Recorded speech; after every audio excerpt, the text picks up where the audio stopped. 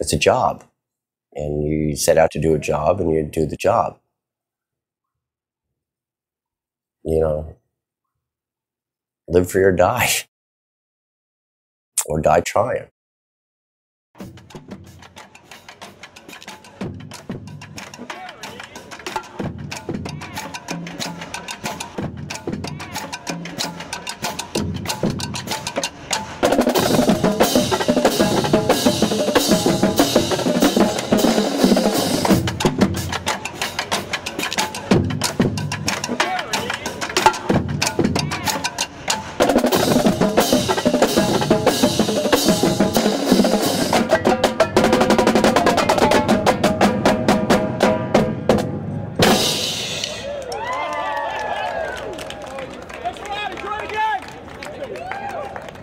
What do you guys think of the drummers, huh?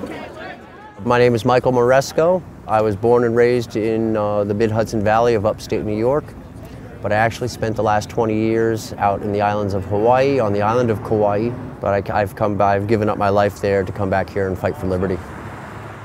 We're beginning a walk, a 280-mile walk for freedom across the heartland. We're giving away U.S. constitutions. We thought about the idea of walking from any number of cities, but we settled upon Green Bay because there was a Green Bay Packers opener game, so that's what we took advantage of. Since there were fans streaming in during the game, we were able to get in touch with them, pass out flyers describing our efforts. Walk? Bring us Spread Eagles. No, we don't need you to walk. That'll be nice when we're walking down the road. So hope we draw a lot of attention, talk to a lot of people, have some fun. Through emails, found out about the walk. And was like, you know, I have to do this. I care about my country and just concerned about the way and the direction it's going. A constitutional republic has a lot more responsibility. Each individual, you know, they have to be interactive in government. They can't just like sit still and, you know, and hopefully things will change. You know, you got to be proactive. Constitutions for your children? Yeah. You talk to 100 people. Maybe half of them will take your stuff, or maybe 3/4 of them will take it. Maybe 1/4 of them will throw that away. They're constitutions. Oh, you know what? They're kids. But it doesn't matter. Even if you talk to 100 people, even if one is somebody like us guys, then that snowballs. When you get of age, please vote, okay? Okay. Thank you. Thank you. People they're worried about the game. Don't worry, yeah, it's tough. My name is Nick Romaglia. I am from Pittsburgh, Pennsylvania. I got here by Greyhound bus. Just walked 4 miles from the Greyhound station. So it started already. The reasoning behind the walk, of course, is that it shows that there are a dedicated group who support the Constitution, that we're willing to go out of our way from our busy lives, from our jobs, family, from our lifestyles to do this. I was willing to, put my life on hold. It wasn't all about making the almighty buck. We're out here to spread the message of liberty in the U.S. Constitution, the principles of the Founding Fathers. The other aspect is the town hall meetings, where we're calling upon citizens to come together and talk about the Constitution and talk about freedom and talk about what's going on in this country. We're going to hold our elected officials accountable. Okay. We feel that they think they're above the law, and we've had enough of it. I am in your court because that's what I want. I want Americans involved. It's not something talked about. I think when people think you're talking about the Constitution, they say, oh, you're talking about politics. We don't want to hear that. But the Constitution, I think, is above politics. It's something that's not right or left. It's something that gives people, a voice. My name is Tony Belanti, and I'm here as support for the walkers. I'm not a walker. From Milwaukee, Wisconsin. We have a support truck. Okay. So the support truck will take you back. Looks very good. Can't wait to drive around in it. After months and months of planning, we're about to take our first steps. So I'm really excited and anxious to get going. Yeah, baby. Freedom. Woo! That's where it's at. Liberty.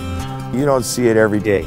A group of people carrying the American flags, walking down the streets, walking 280 miles. No, you don't.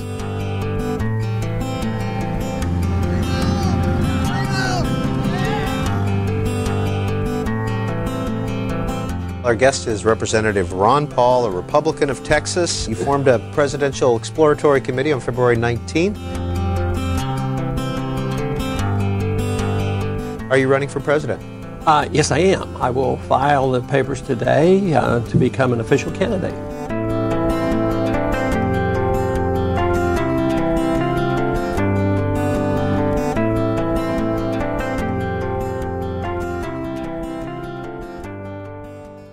Little less than 1 year from today, you will go into the voting booth and you will select the next president of the United States of America.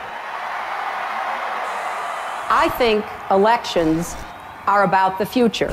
But how do you determine what will happen in the future? Well, you have to look to the record. You have to look to what we say in campaigns. Egotism, and what we have done during our narcissism. Islamofascism is real. Their goal is to unite the world under a single jihadist caliphate. Use fear and falsehood. My view is we had a double Guantanamo. What do you talk about when you have nothing to say? This is insane. Some of these people frighten me. They frighten me. President Bush has talked about our staying in Iraq for 50 years. Maybe 100. The danger from Iran is grave. Well, I'm not concerned about the voters. It'll be a really nice fruitcake. But I can't be president unless you choose me to be, and I hope you will. Deficit financing, big government, more taxes, more bureaucracy, more regulations, more policing the world. What are you guys talking about, you know? So many people say, oh, Ron Paul, he's crazy. That guy's crazy. And it's because they don't understand. And the reason that they don't understand is because they're getting all their news from the TV. I've been called everything. I've been called crazy. I've been called, when I got in a fight with the neocon guy, he said I'm a nut job. He said Ron Paul's a nut job. You know, I mean, Ron Paul has forgotten more about economics than this guy knows. I mean, you know, Ron Paul has forgotten more about the Constitution than this guy knows. If what's presented to them is right is absolutely wrong, how do you know any better? Do you know what I mean? Everybody's too busy paying the bills, trying to put food on the table and support their families to be as big a political nut as I am, or some of you are, you know, to keep up with it. You're just regular working people. Listen to talk radio some, maybe watch the news. If that's your worldview, if that's your perspective, how do you know any better? There is no news anymore.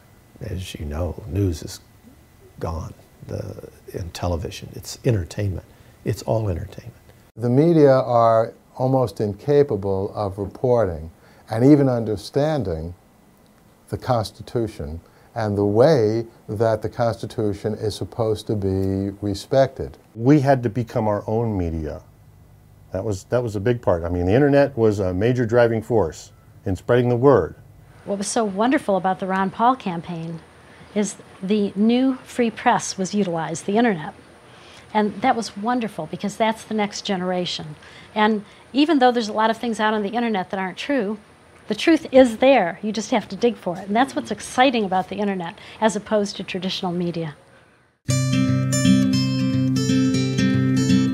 My name is Michael Nystrom. We are in my home here in Arlington, Massachusetts, which is a suburb of Boston. And I created and run a site called The Daily Paul. When we were trying to keep up with the Ron Paul campaign, the way we did it is we logged on to Daily Paul. And we kind of were addicts, you know. We didn't just log on once a day. We logged on 3 or 4 times a day because things were changing so fast. In mid-January, after hearing Dr. Paul talk about what he wanted to do, how he was going to run, and the issues that he was going to run on, it was that weekend that I set up The Daily Paul. The Daily Paul was a news site that was a real hub for people. And there was, you know, the news came from everywhere and ended up there. Going back to take a look at world headquarters of The Daily Paul. Initially, my duties were to put content up on the site because there weren't that many people in the early days. Here it is. Probably not what people imagine, but... It's funny, you know, you'll hear Limbaugh and all these guys talk about, well, some blogger wrote. Well, some blogger, who are you? I know you make $400 million a year, but what are your political credentials that your opinion is more important than some blogger? This is just right off the kitchen. I like to say that I work from the kitchen table. This is the power of the internet, that a guy in his kitchen can have this kind of an impact. My name is Larry Lepard, and I've spent my entire life in the financial world in investment management. Those of us who were on the Daily Paul in the early days when the momentum was building, you know, it was really infectious being involved in this whole thing. I mean, every day there was new news. Every day there was a new initiative. Every day somebody new was stepping up. When Dr. Paul announced that he was going to represent freedom in this presidential election cycle, we knew it hadn't been done effectively for a very long time, and certainly not by anyone that had any credibility or a background or a track record that advocated freedom the way he does. I got a call from Tom Lazzardo, who was Ron's congressional office manager, on a Saturday afternoon. And Tom asked me, he said, "Hey Larry, you know, I see you've been giving money for years. Tell me why." I explained. He said, "Dr. Paul's considering running for president. If he did, would you consider giving him serious financial support? I mean, really putting some money behind it." And I said, "Well, yeah. I mean, I believe in everything Dr. Paul stands for. The odds are pretty good he's not going to win the presidency." And he said, "We know that." And I said, "You know, and I don't want to throw my money away." And he said, "We understand that." As I recall, we were the first ones to announce it. And we got it on the radio, and that kind of went viral. People started coming to us, and how do you know, what do you know, what's going on, and so on. There was already from the beginning a great deal of enthusiasm in selected pockets. If he can get in the debates, and if he can make a statement, and if he can really clearly enunciate his views, I think it's a story that deserves to be heard, and I think it's a story that deserves to be told. And I was the one the most hesitant to get involved because time isn't right. Young people haven't heard about this. I'm not the right guy. We need more education because I believe that ideas move countries, individuals don't unless they're in the right place at the right time. The big impact was when Ron Paul started to appear in the debates. There were 11 guys on the stage and 10 of them were saying the same thing, and Ron Paul was standing out. We must win in Iraq. We're going to have to engage in the Middle East. This is a global effort we're going to have to lead. We will do whatever is necessary. The Iranians could grab the Shia South. We have a new strategy. Very confrontational and very aggressive. There will be chaos that will spread to the region and to the rest of the world. They ultimately want to bring down the United States of America. Congressman Paul, you voted against the war. Why are all your fellow Republicans up here wrong? Ron Paul is not the snappiest speaker. He's not the soundbite guy. He can't just say something real quick. I believe that when we overdo our military aggressiveness, what it does, it actually weakens our national defense. I mean, we stood up to the Soviets. They had 40,000 nuclear weapons. Now we're fretting day in and day night about third world countries that have no army, navy, or air force, and we're getting ready to go to war. The things that he's talking about don't have soundbite answers. You have to explore things a little deeper to understand what he's talking about. So he's trying to give you some backstory when he's giving you his answer. His style had rough edges, wasn't as polished. I knew a lot about that because I helped prepare a candidate, Herbert Walker Bush, for the debates. I was a shill, and so we would debate ad nauseum. So every line, every question was anticipated, and I could tell that what Ron Paul was saying was not for purposes of winning an election. They were gut reactions, truthful reactions to the issues. I was just absolutely shocked that I was listening to a man who was speaking the truth about economics, speaking the truth about foreign policy, and I just said to myself, who is this guy? Where's he been? And what is he doing up on stage with all of these other Republican candidates? Because he's the only one who sounds like a Republican to me. At the core, the justification for his positions, the reason that he took the positions that he did was based in individual freedom. A national tamper-proof ID card. Yeah, I think that's critical. They have to have a document. A national special card. Absolutely. A tamper-proof card, a database. Name, date, birth date, biographic information. Dr. Paul. I am absolutely opposed to a national ID card. This is a total contradiction of what a free society is all about. The purpose of government is to protect the secrecy and the privacy of all individuals, not the secrecy of government. We don't need a national ID card. Ron Paul is completely uninterested in telling other people what to do or being told what to do. And there are very few people like that in politics anywhere, ever. Because politics is, of course, about amassing the power in order to tell other people what to do. And Ron Paul rejects that. I just started reading and reading and reading decades of what this man has been saying over his 30 years, or 20 out of the past 30 years in Congress. Out of 535 congressmen, senators and U.S. congressmen, there's one last man standing. And how many did it take? It took one man to sit there and say, hey, It's broke. I support federal funding. That's a yes. Dr. Paul, yes or no on federal funding? Programs like this are not authorized under the Constitution. The trouble with this... He would take even issues that most people would consider minor, but vote on principle, even if it meant he was the only one voting against or for, whatever it was, usually against. And I began to realize that this man is no joke. He is America's last true statesman, and he has actually been saying the same thing for the past 30 years about what our federal government needs to do to serve the people. That is, namely, follow the Constitution. Would you work to phase out the IRS? Immediately. That's what they call a softball. And you can only do that if you change our ideas about what the role of government ought to be. He'd talk about central banking, which is off the table. I mean, no, it's not even an issue. No politician raises it. No presidential election has ever turned on it. It's just been quietly removed from the political conversation. He brings it back. We live way beyond our means with a foreign policy we can't afford and an entitlement system that we have encouraged. We print money for it, the value of the money goes down, and poor people pay higher prices. That is a tax. So I figured, oh, people just don't want him on the scene because he's against the war. After researching it a little more, I realized that's not it. It's because he's against the Federal Reserve. That's the huge money that's keeping him out of the playing field. Suddenly, a lot of people who love the country and haven't voted precisely because they feel like it would be an insult to the great history of this country to vote for one or the other criminal are so excited at the prospect that, wait a minute, maybe the country can be saved after all. I think there is a market for, an appetite for his ideas. And his ideas are, pretty straightforward. If you sort of allow people to do what they want, they're going to make a ton of mistakes. They'll do more things right than wrong. But in either case, you don't really have a right to intervene. Traditionally in politics, and I was told early on when I first got in politics, you develop your logo and you stay uniformed, and everybody does this, and you put this on every piece of literature in your TV, your bumper stickers, everything else. And I kept remarking the characteristic of our campaign was there was no characteristic. It was miscellaneous, spontaneous, homemade, and all shapes and sizes and colors. And it turned out that it was not uniform, and everybody knew it, but it didn't seem to hurt us.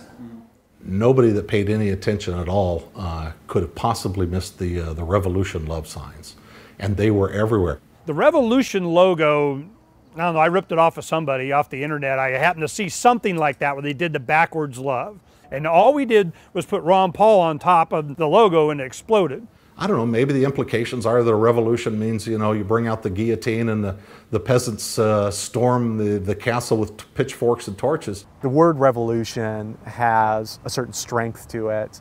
Combining it with the word love obviously gives it a completely different spin. We started the Ron Paul Revolution sign production. Okay, here we go. We would do this every Friday. We have at least 1 to 3 stations across, just in Arizona, the Valley of the Sun here. We would have people on a Friday making 200-300 signs. So that's another batch of another 42 more signs for tonight. We started shipping them to friends all over the country. I needed some banners, and I saw one of these things that said Ron Paul Revolution. Now that's pretty cool. And then I got looking on the internet and I found out who was making them, and I just wrote him a letter. I said, I'm Linda Honeycutt. I would really like to have some of your banners. And he called back. He said, what's your address? So I gave him my address. And he hung up. And about 4 days later, here we get this huge box. In South Carolina, we wanted to find who's going there, who's going to be there. The stage is set and the candidates are ready for tonight's Republican presidential debate. Sent those to Granny Warriors, and a lot of the activists that were there in support of Dr. Paul, they held them up, and the cameras got their first view of them, and that's when it kicked. It went cross country. Well, he is one of the 10 presidential candidates to face off in tonight's debate right here on Fox. But I got to tell you, I have never seen so many viewer emails urging us to get a candidate on our air as I have with this particular gentleman. How are you going to stand out tonight? Well, I guess just telling the truth like I did last time, and we did very well. In the debate, when you get 1 minute and 30 seconds, maybe for a rebuttal, and it might take you a sentence or two to really collect your thoughts. It's a bit challenging. So sometimes after I looked at it, I said, well, I did better than I thought I was going to be able to do. It is the constitutional position. It is the advice of the founders to follow a non-interventionist foreign policy. Stay out of entangling alliances. Be friends with countries. Negotiate and talk with them and trade with them. They looked at that Republican stage that night and they're like, what is this guy saying? We've never heard anything like this. And what's better, it makes a lot of sense. So there's a lot of merit to the advice of the founders and following the Constitution. And my argument is that we shouldn't go to war so carelessly. When we do, the wars don't end. He was talking more about the things that really matter, not the war in Iraq, but should we be the policeman of the world? Should we be at war anywhere, and why, and when, and under what circumstances? Congressman, you don't think that changed with the 9/11 attack, sir? What changed? The non-interventionist policies. No, non-intervention was a major contributing factor. Have you ever read about the reasons they attacked us? They attack us because we've been over there. We've been bombing Iraq for 10 years. You know, if we misbehave around the world, you know, there are going to be people in the world who don't like the United States, period, end of story. I think that's just common sense. I think most kids know that at the kindergarten level. It's very easy to be Rudy Giuliani and say, we got to get the terrorists, or, you know, yeah, people will vote for you for that. It's very hard to get them to vote for somebody who actually makes them think or says, wait a minute, these slogans are fit for a 7-year-old. Right now, we're building an embassy in Iraq that's bigger than the Vatican. We're building 14 permanent bases. What would we say here if China was doing this in our country or in the Gulf of Mexico? We would be objecting. We need to look at what we do from the perspective of what would happen if somebody else did it to us. And I thought, what fun. How are they going to answer that? And it must have been embarrassing for the other candidates to have to sit there and hear this deep discussion and to know in their hearts the guy's absolutely right. But are you suggesting we invited the 9/11 attack, sir? I'm suggesting that we listen to the people who attacked us and the reason they did it. They have already now, since that time, have killed 3,400 of our men, and I don't think it was necessary. Ron Paul had the courage and integrity to call out the established fantasy that a lot of the neocon and establishment politicians have, which is that, you know, the United States, anything the United States does around the world is morally good because we, quote unquote, have the moral high ground. Why are we being attacked? Well, you're not allowed to ask that question. We're being attacked because we're such wonderful people. Well, why else? That's really an extraordinary statement. It's an extraordinary statement as someone who lived through the attack of September 11, that we invited the attack because we were attacking Iraq. I don't think I've ever heard that before, and I've heard some pretty absurd explanations for September 11. When Rudy Giuliani, you know, that genius who has read so much about American foreign policy, who's sought out as a consultant all over the world for his knowledge of the world, when Rudy Giuliani asked him about that and said, you know, I'd like you to take that back, Congressman. And I would ask the congressman to withdraw that comment and tell us that he didn't really mean that. And Dr. Paul wouldn't back down. Everyone in the audience wanted him to pander and say, oh yeah, no, I didn't mean it like that. I meant it this way. And he took that opportunity to educate the people. Paul explained the concept of blowback to an audience, most of whom probably did not want to hear that, or more importantly, have never heard that. Congressman? I believe very sincerely that the CIA is correct when they teach and talk about blowback. When we went into Iran in 1953 and installed the Shah, yes, there was blowback. The reaction to that was the taking of our hostages, and that persists. And Paul pointed out that the primary cause of the threat of terrorism in the United States comes almost exclusively, not even sort of and piecemeal, but almost exclusively, because of our foreign intervention over there. And if we ignore that at our own risk. That if we think that we can do what we want around the world and not incite hatred, then we have a problem. They don't come here to attack us because we're rich and we're free. They come and they attack us because we're over there. He spoke to much deeper strategic principles that need to be debated. Every single Republican on that stage wanted to get in their 2 cents about what Dr. Paul was talking about. Can I have 30 seconds, please? No, wait a second. Let's all get 30 seconds. They are coming. We all want 30 seconds to talk about this. During the Republican primary, after each debate, Fox News would do this, the phone texting. Sean Hannity, text us right now, whatever the digits were for your candidate, In each Fox News poll, this was a poll conducted by Fox News, Ron Paul overwhelmingly won. Here's a look at the early results of our text message poll. In first place, Ron Paul, surprisingly. What does it say that he's doing so well in our text messaging among those watching Fox News? To be honest, says absolutely nothing. Maybe he's a little bit better organized and having his organizers do the necessary dialing. Well, that's just those crazy Ron Paul people texting over and over. Now, we all know you text one time. Thank you for your vote. Fox News appreciates, watch Fox News. You text again, sorry, you can only vote one time. On the one hand, you're taking it seriously enough to put it on, and then on the other hand, you're saying, no, don't pay attention to the person who's in first place. Look, text polls are text polls. It's like internet polls. It's not even phone calls. He did not win that debate. He did not win it. Why would he try to discredit their own poll? Doesn't make any sense. In second place, Governor, you're in second place with 27%. Third place. If Romney had won, you would have seen ticker tape parade stuff happen in the studio. They would have brought out, horses and Clydesdales and chariots. Would have, talked for about 10 minutes about how great Romney is, and it makes sense that Romney won. Sean Hannity, more than anybody else on Fox, just without any subtlety, rips down anything that he disagrees with and doesn't even provide an excuse or an explanation. If we feel strongly about it, why don't we declare... If a woman is being raped next door, do we just do nothing there either? This is just going to shake the establishment. They do not want this guy running for president. I want to be president of the country, not president of the Republican Party. You got to get the nomination first. Yeah, but...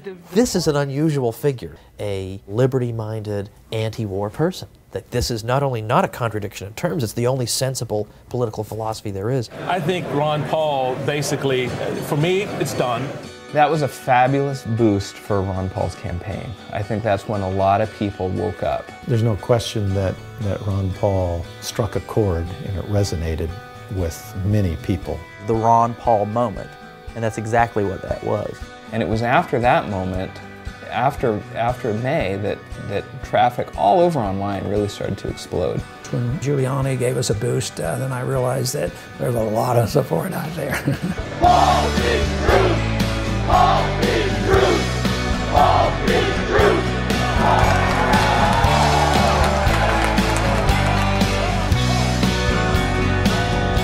What happened to your party? They've lost their way. It was the lead story in the next 24-hour news cycle, and of course I think that what they all figured was, well, that'll be the end of Ron's campaign. Ron Paul is a no one. Ron Paul really has no business being on stage. They have no idea what's going on. Why stomp out the grassroots candidate and only reward those with $100 million that get money from the special interest? Republican presidential candidate Rudy Giuliani is being assigned some summer reading. If there was a Guinness Book of Political Showmanship, Congressman Ron Paul would be in it today. I'm giving Mr. Giuliani a reading assignment. We have Mr. Giuliani studying tonight. He's home reading all those books. And he's going to come back and he's going to apologize to me. And he's going to say, I'm sorry, Ron, I just didn't know. This is what I expect him to read before the next debate. The titles include Dying to Win, which looks at the motives of suicide bombers, Blowback, which examines U.S. foreign policy. If policy is detrimental and has blowback, then we should change it. All of a sudden, it was all the buzzword everywhere, blowback, blowback. Ron Paul was able to have a press conference afterwards showing that, indeed, the government reports themselves have been talking about the same things he had. Paul brought along Michael Scheuer, the former head of the CIA's Osama bin Laden unit. Our leaders tell us that the Muslims hate freedom and hate liberty and hate women in the workplace, and that's got nothing to do with it. It has everything to do with what we do in the Islamic world. Jeremy in California, Giuliani's response to Paul and the subsequent applause by the audience just goes to prove how ignorant and arrogant we are here. That's a book list all Americans would be well served to read. I knew at that point something was going to happen, and I didn't know what, and I didn't know how far it would go, but something was, going to be special with this campaign. This was the first election where you had somebody like Paul, where you could actually see a reflection of grassroots support, through the internet, The closest thing I can think of is Howard Dean in 2004, but that pales in comparison to what happened to Paul, especially with young people. The community of websites that was created by the Ron Paul movement is really quite phenomenal. It's like its own world. The Ron Paul forums and the Daily Paul became to be the two prominent user communities for the Ron Paul movement. Ron Paul Forums was just a simple forum software that got put up, right place, right time, right connections, whatever, and that went through the roof. That first week, I mean, there was hundreds of people registered, and we got lots of posts, and it was like, wow, this thing has really taken off, you know, just on the first week, and then the second week, it just more and more, and it just kept growing. Just having one central, well-maintained place where everybody could talk to each other, plan, because that's what freedom-minded individuals need, is a place to meet other people with the same beliefs. I look at it as somewhat of a crucible, or it's a place where ideas get thrown in and there's lots of fire and sparks, and then something comes of it. Me and Brian, we met at a meetup group, and we talked about ways that we could harness the internet. What are meetup groups and what role do they play in the revolution? Meetup is a website where people with like interests can form social organizations, groups, and use the internet as a basic tool for the structure of their organization, where they're going to go, when they're going to meet, and it's basically their communication hub. We had an elderly couple that was retired. We had, young people that, were barely out of school. It was very exciting to see them all sitting down at the same table and talking about the same issues. Here in Central North Carolina, we started a meetup group, the Triangle Meetup. We grew to, from very few to 20-some members at the first meetup to over 400. And that was great. We were, explosive growth for a long time. The number of people in meetup groups, I know McCain, he's got like 5 people. Blew away every other candidate by a mile. 4,000, 5,000, something like that, groups around the world. And not just in America, I mean around the world. They were in Belgium and Australia, and just, they were everywhere. The reason this got so large so fast is because people did exactly what they wanted to express themselves to their peers, the people that mattered on their street corner in their neighborhood.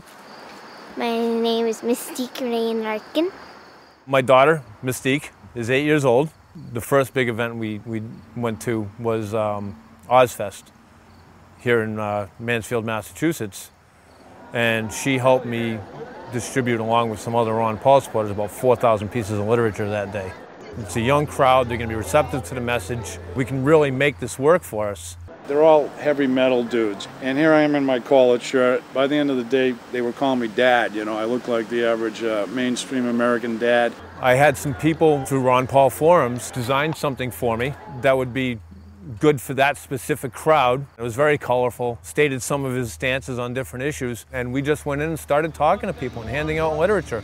I literally had butterflies in my stomach before I went there. It's like, oh my God, I got to go out and talk to people about, Ron Paul's message. I quickly realized that getting out talking to people, it's fun. I think the people now have understood how much power they as individuals really do have and where the battle really is, mind to mind.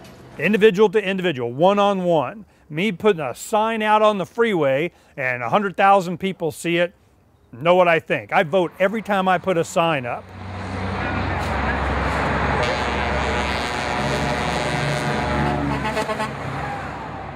The sign bombing culture that developed as a means of spreading awareness, and it was something that I did, climbing up on overpasses, putting up signs with zip ties. These are all things that the grassroots thought of because their man wasn't getting the attention. So they basically had creative tantrums. Young people it's just, they're natural born activists. It's in their blood. They're rebellious. They rebel against their parents and their teachers, and so it's in them, not to be fearful and to stand up. Don't just play by the rules. Think of ways to do unique things that break through. It's not just what kind of places. It's like, can you attach it? If you can attach it, it went up. Just walk down the street inconspicuously with the signs. Then you get somewhere, put up a sign, just keep on walking. And all these young people that had never even, I go, you got a permit to put that sign up? Never even crossed their mind. Didn't even blaze over their cortex, brush it at all, that they were going to seek some kind of permission from the man to challenge the man. Yeah, don't you like that little Spartan thing going on? Yeah, looks just like him, man. Looks just like him. Campaigns are very leery about sort of these volunteers. That is, they want people to come in and volunteer for the campaign. And they want you to do exactly what you're told. Come in and stuff envelopes or do this. What they don't want is anybody who will have any kind of loose connection with the campaign, but also some initiative who's sort of freelancing, you know, because those people can end up violating the law because they're not consulting the lawyers, and that gets the campaign in trouble. And so we've seen this sort of death of this type of spontaneous campaigning, and we've seen the centralization of campaigns. Campaigns become more and more centralized, especially presidential campaigns. The campaign did not endorse this. They didn't know why they were sending the signs. It's not their fault that we were going to break the law or whatever. I don't know. You know, a lot of these signs are on private property, so that's okay. Many people got very passionate and gave their time or their money or just rose in a way above those regulations you were talking about and said, we're not going to do things the normal way. That was, I thought, was emblematic of the campaign. It was like, you know what, screw the mainstream media, screw traditional means of advertising. This is a grassroots movement, and we're going to take it upon ourselves to get our message out any way we can. I would make signs, I'll put up signs, spread the message everywhere, spread it. And I think that's why the Ron Paul campaign was successful and why people have tried to imitate it haven't done very well, because they've tried to plan it, and you can't plan it. You have to inspire people and let them do what they do best.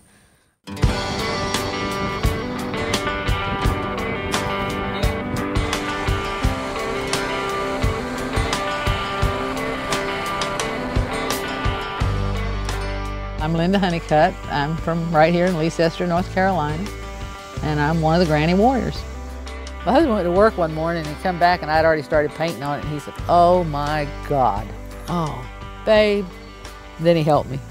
This used to be a nice looking motorhome, and look what she did to it now. What better way of yelling out at the world? Don't you watch what's on the side of trucks? Oh yeah. Well, what's wrong with putting your own message up? Everywhere you go, everybody knows who Ron Paul is with her. She goes all over the United States. The Granny Warriors, they rock.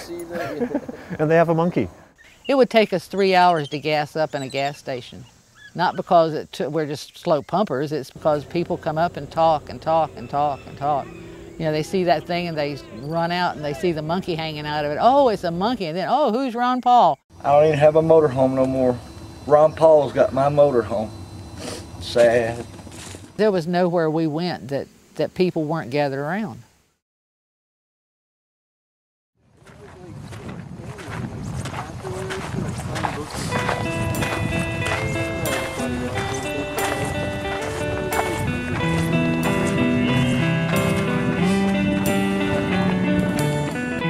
Just about walked, about 6 miles already today. Got a couple blisters. Not me, my friends do. I've done a lot of traveling in my life. I've been in the Midwest before, but I've never been that intimate with the Midwest. Shawano County. This will be our second county of the trip. I'd never been to Wisconsin. This is the furthest west I've ever been in my life. Just keep it going. A little tired right now, but we'll get a rest, we'll be fine. I'm completely energized. Yeah, he only walked. That's right, I only walked a couple miles. Walking 280 miles from Green Bay to Minneapolis. Whoa, awesome. There's the Constitution, the Bill of Rights. The reception has been really good in all the towns that we've gone through. I saw you downtown with the flags. I was like, oh, I wonder what they're doing. Just meeting people on the streets, or, you know, as we walk along, people wave and honk at us, you know, because, you know, we're carrying the American flag. Going to talk to the community, try to bring them together for the town hall meeting. And we tell them, you know, we're walking for freedom, we're passing out constitutions. And we're talking to folks about their concerns.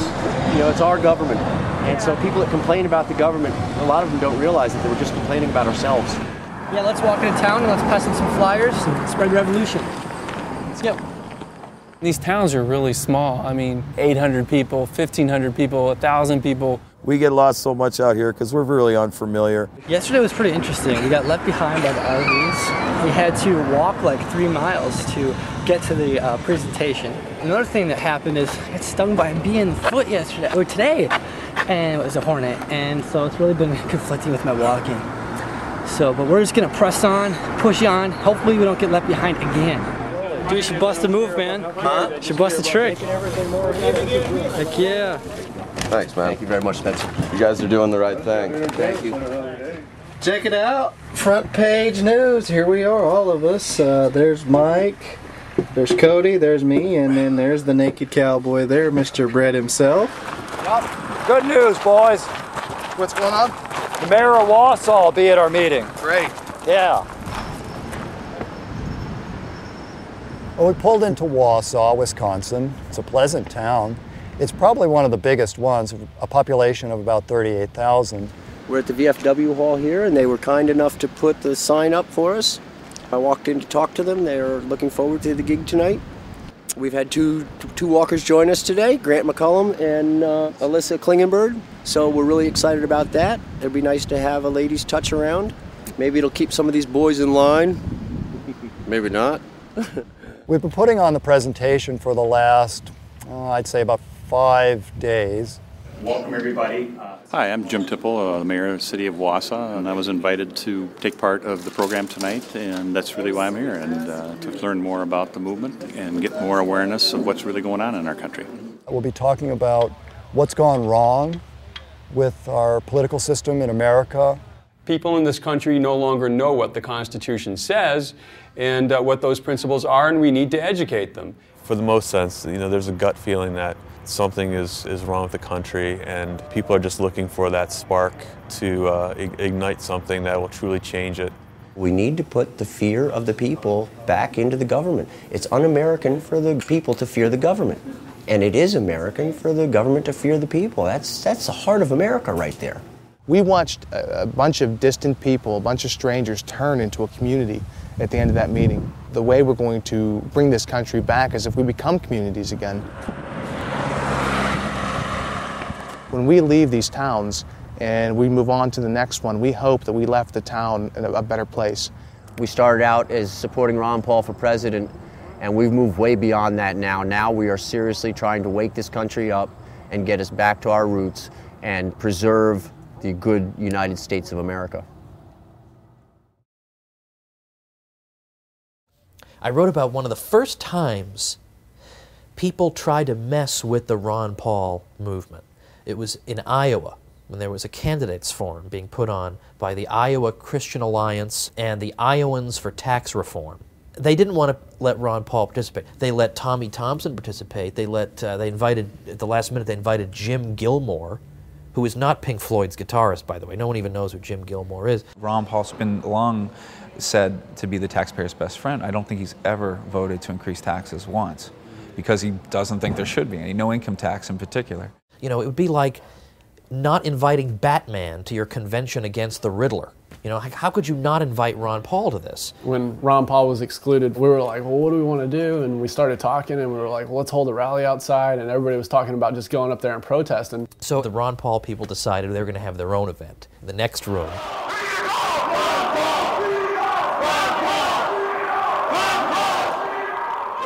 A lot of times campaigns are centered around the individual, and the individual starts it and rallies the troops.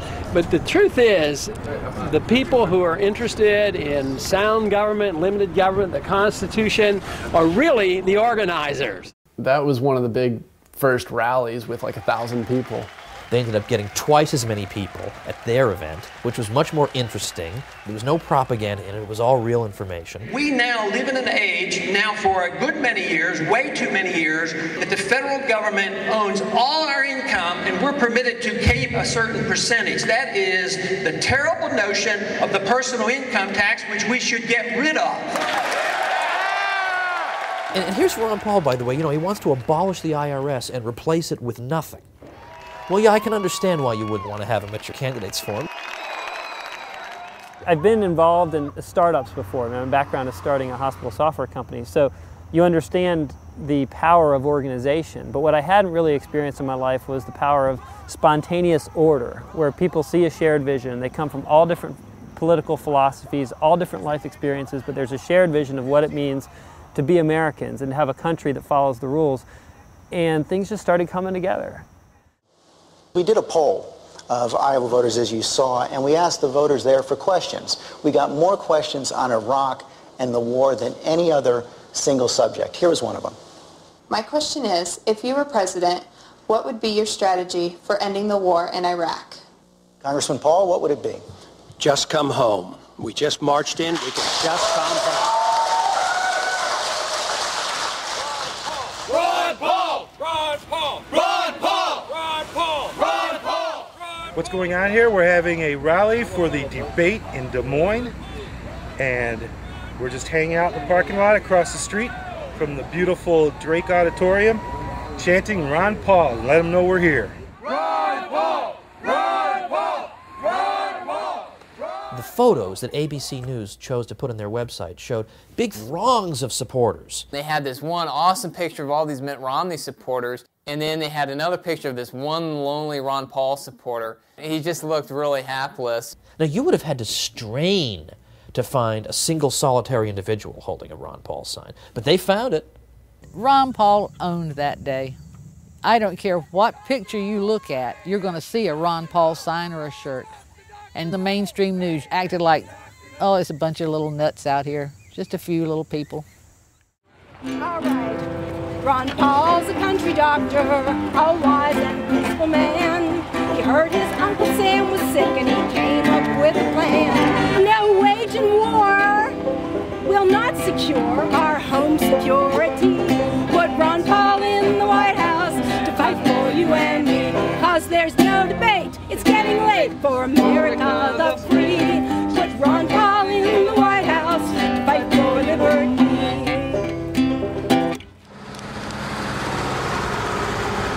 As you can see, Mitt Romney's got buses coming in from the four corners of Iowa. They gave all their voters yellow shirts. We were parked right at the entrance. We watched every one of Mitt Romney's buses pull up, and they'd have their little delegation out there to round these people up. They didn't let them talk to anybody. I mean, you couldn't even talk to them. Restore our Constitution, Ron Paul. Just like sheep, herd them in there, and I guess they got them to vote, and then they would do whatever they wanted.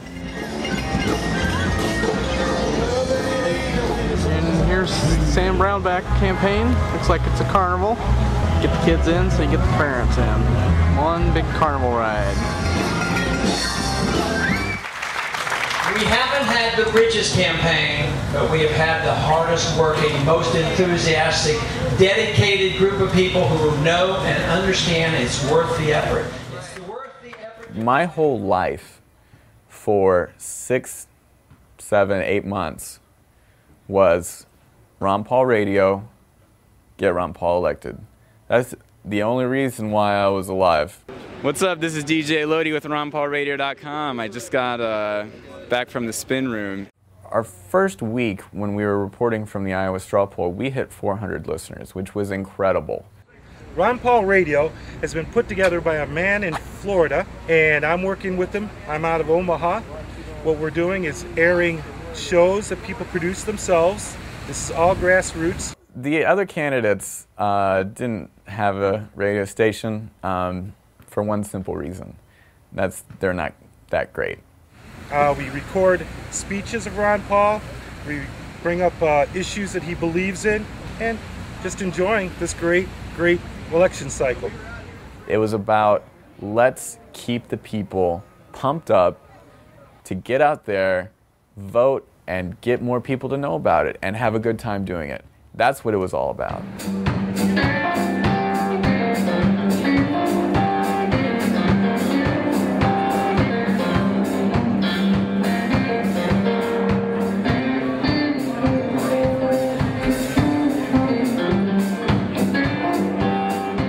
You can go on the internet and read the forums, and you can go and read the news, but you don't have somebody telling you what's going on right in front of them. Is this the first time in your long career as a congressman and a doctor that you've ever had a rock concert thrown in your honor? I think I have to admit that is the case. Well, you know you've done me wrong. Because I feel like I have joined you in an effort that is really worthwhile fighting.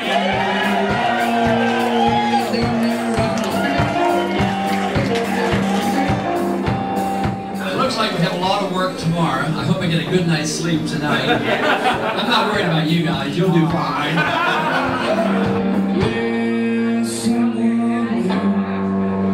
So we're trying to something new there.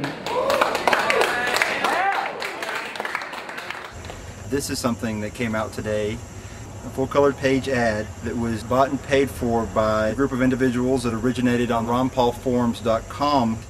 The newspaper ad in Iowa before the straw poll. I mean, that was probably the first big project that the grassroots put together where everybody just contributed from all over. The mosaic's made up of close to 3,000 individual faces of Ron Paul supporters. You know, a little bit of an argument back and forth how we're going to do it. Some people wanted to do like let's list every bullet point. Let's, do everything like every other ad. And it's like, if we're doing the backdrop of We the People, just put the preamble, cut it at that. It came together very quickly. It came together in 36 hours. From the funding of the project and the designing of the ad and the placing of the ad and getting everything together. From the conception of the idea to the actual execution, implementation, everything. And the really incredible thing is that a lot of people around the country have called the Ames paper to order a copy. And there was a report that they had over 2,000 copies ordered from individual supporters around the country by 10 a.m. this morning. He had no idea what he was going to place in the straw poll, but he said as long as the numbers are there and we keep on getting enthusiasm, we'll do all right.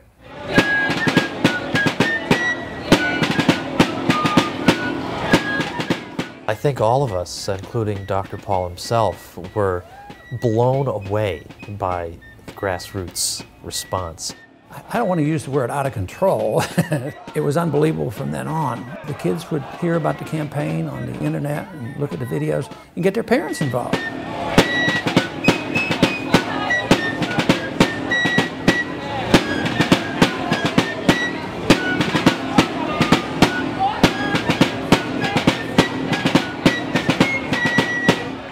We have allowed our nation to be overtaxed and overregulated and overrun by bureaucrats. The founders would be ashamed of us for what we're putting up with.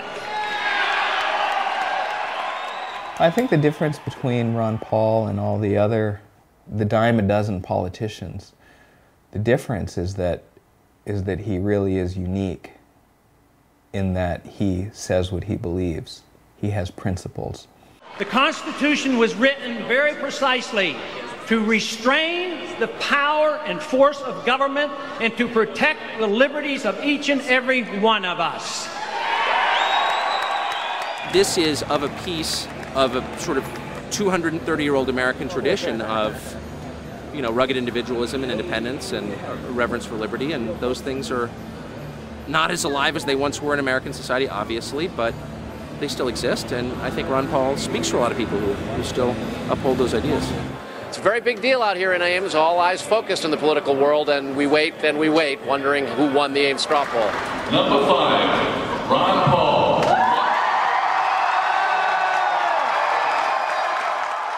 We're gaining every single day. I never thought we would get the support we did a few months ago that we're getting now, so we'll keep plugging along. Very good. Thank you so much. Okay. Very good. So, Congressman Paul, and I'd like you to take 30 seconds to answer this.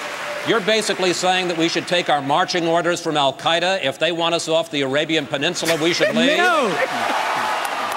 They were downright rude to him during the debates. Some of these anchor guys would marginalize him and disrespect him there in front of national television audiences, and it was shameful.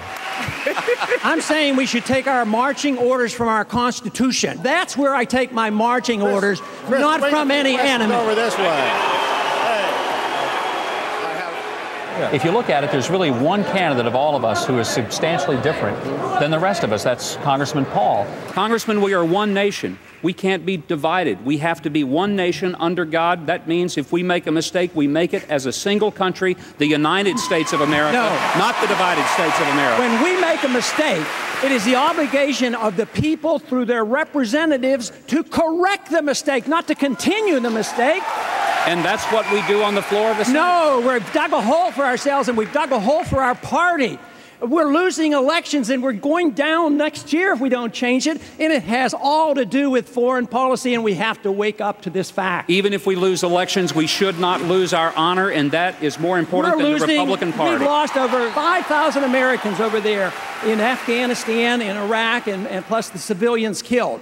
How many more do you want to lose? How long are you going to be there? How long? What do we have to pay to save face? That's all we're doing is saving face. It's time we came home. Gentlemen, thank you. Wendell. It really bothered me how unfair they were with him. Clearly, Mike Huckabee was the winner and Ron Paul was the loser. But then at the same time, it reminded me of that saying that Gandhi said, first they ignore you. You say that you would eliminate the IRS, the CIA. Then they laugh at you. The Federal Reserve, the Department of Homeland Security. Then they fight you. You have proof of that. There's no proof. There's absolutely proof of it. It's been chronicled all. And then you win. First place with 35%, Ron Paul. Rudy Giuliani came in second. Oh, here we go again. Driving Hannity it's crazy. Driving me crazy. 60. I got very angry with you tonight. Oh, my. I know. We have some agreements First time? on the... Is that first time ever? No, not the first time ever. You should be nice to your guests. It's a shame that the Republican Party pushed Ron away, mostly, and the reason why I think it's such a terrible thing is because the Republican Party could have had maybe doubled in size. If they would have just grasped this message and said, yep, you're welcome, come on into the party, the Republican Party would have been huge, but instead they shut it down. Here I was in a Republican, convention, so to speak, a Republican group, and but I didn't walk away. I guess I was, confident enough that they were wrong. The grassroots projects that I think I found most interesting and just really exciting towards the movement were things like Ron Paul graphs. At the time, it had already started where you couldn't post anything on the internet without getting a vote Ron Paul, or Ron Paul's going to save the country comment under it. And after I'd seen 3 or 4 of those, I was like, who the hell is this Ron Paul guy? I noticed that he was publishing his donation statistics on the Ron Paul, the official website. I thought that was really compelling to have that up all the time. So I wrote a program to go to the website as though it were a human, get that number and record it into a database, and it just did that every 5 minutes. So I started out by just making a graph or 2, and I posted them, I think, on the Ron Paul forums. People seemed to like them, and it was interesting to me, so I kept going, and I was learning a few new techniques and technologies I didn't know before, so it was exciting to me.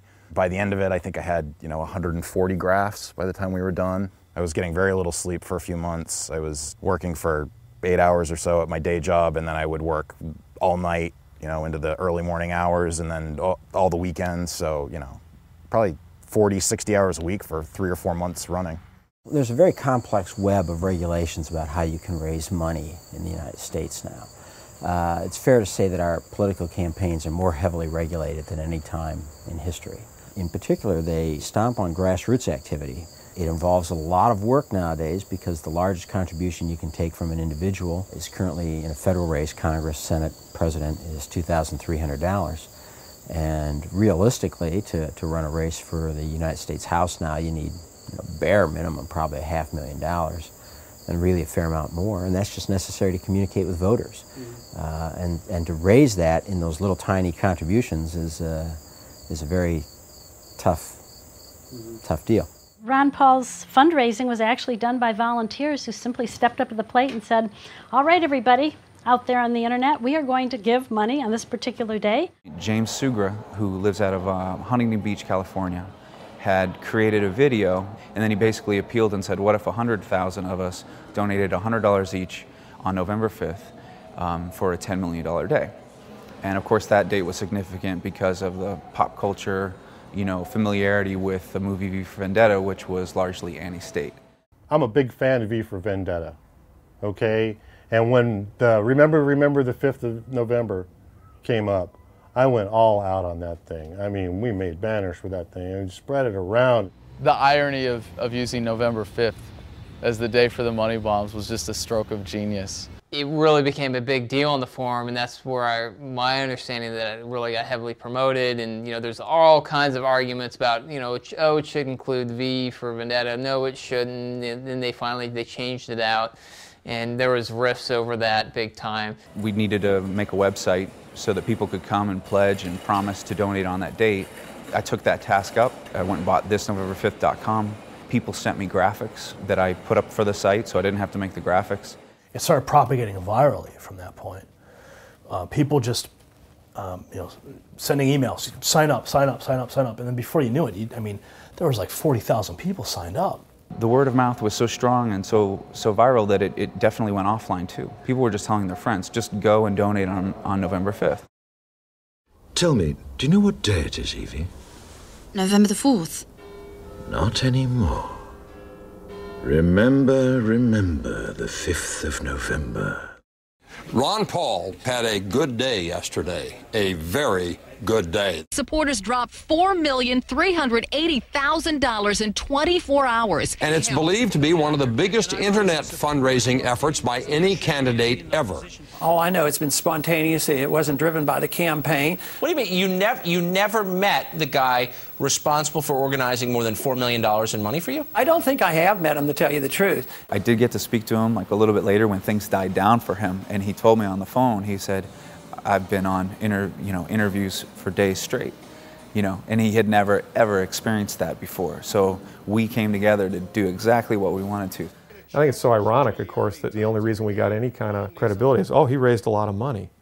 Instead of like, he's got great ideas. He's a really honest man. His supporters raised the cash on November the 5th to commemorate Guy Fawkes. This guy was a British terrorist who tried to overthrow the government by blowing up Parliament and killing everybody in it. Two important things can be thought of or represented by that date. One is, yes, Guy Fawkes, but the other is the movie V for Vendetta, which was a movie that touched on that historical date in order to create a new theme that was a reaction to the propaganda of the state, the police state, the spying, all these things that were going on. I want everyone to remember why they need us. And so it was no shock that they would try to focus on something that really wasn't the motivator for the day at all. Were they contributing to your campaign, or was this all about Guy Fawkes Day? Explain to me what those supporters who are drawn to you on that kind of anniversary are trying to say. That's what they do. The media, I believe, intentionally, from the get-go, has marginalized his message, has tried to make it something that it isn't. So that's what news has been reduced to, and it is very dishonest. Is this the same kind of thing, or is this worse than what it was in the 60s with the radicals then? Oh, I think it's much worse. Totally in bed with the Islamo-fascists and have turned against this country. But it's out there, it goes, it's gone, it's believed, becomes part of the subconscious of the electorate and how they vote. Well, if you go back to the forums today, you see that they're not giving up. There might be more to come. They're discussing dates for other fundraising drives. It looks like the weekend of December 16th, the anniversary of the Boston Tea Party. A webpage already dedicated to that weekend promises it's coming soon. I think that's part of the challenge of the movement in general. It's a lot of the ideas and concepts are rooted in history, and things that go back 200 years are no different than really that they are today. But inherently, people want to feel that today is way different than it ever was before. Our supporters, of course, are a lot different than others. Others are doing it for superficial reasons, but people who would join our campaign did it because they were philosophic people and they believed in something and they were motivated. So I think it represents a huge movement. You hear grassroots all the time with Ron Paul's campaign. And one thing I learned, it's not a word. It's not like change. It's just not something you just hear. It's something you see. As a grassroots, we wanted to put on this huge, mega-sized rally with lots of everything. We wanted it to be big. I do believe that going into that part of the election season that we did have the largest rally held by any presidential candidate. About 4,000 to 5,000 people showed up for that. Ron Paulers outnumbered and out-rallied all the other candidates' people combined. It blew me away, so I knew I was in the right camp. And we had fun, because if you're not having fun, you're so doing it wrong.